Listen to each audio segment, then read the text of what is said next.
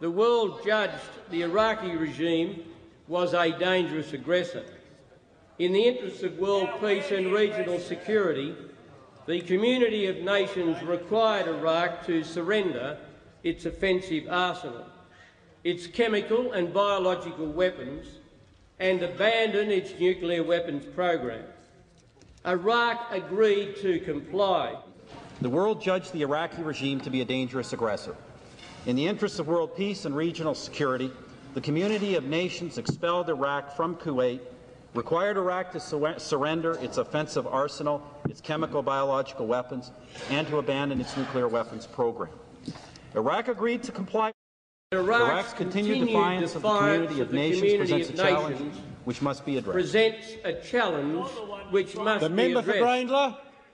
It is inherently dangerous to allow a country such as Iraq to retain weapons of mass destruction, particularly in the light of its past aggressive behaviour. Right.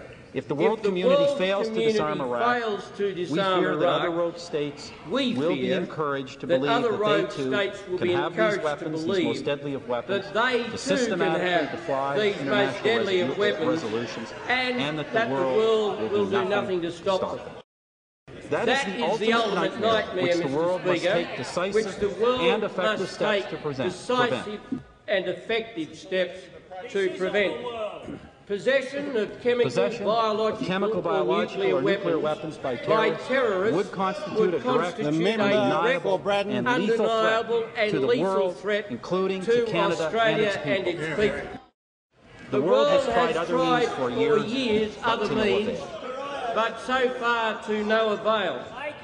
We cannot walk away from the threat that Iraq's continued possession of weapons of mass destruction constitutes to its region and to the wider world. In the final analysis, Mr. Speaker, the absolute conviction of the government is that disarming Iraq is necessary for the long-term security of the world and is therefore manifestly in the national interest of Australia. In the final analysis, disarming Iraq is necessary for the long-term security of the world, to the collective interests of our historic allies, and therefore manifestly, Mr. Speaker, it is in the national interest of this country.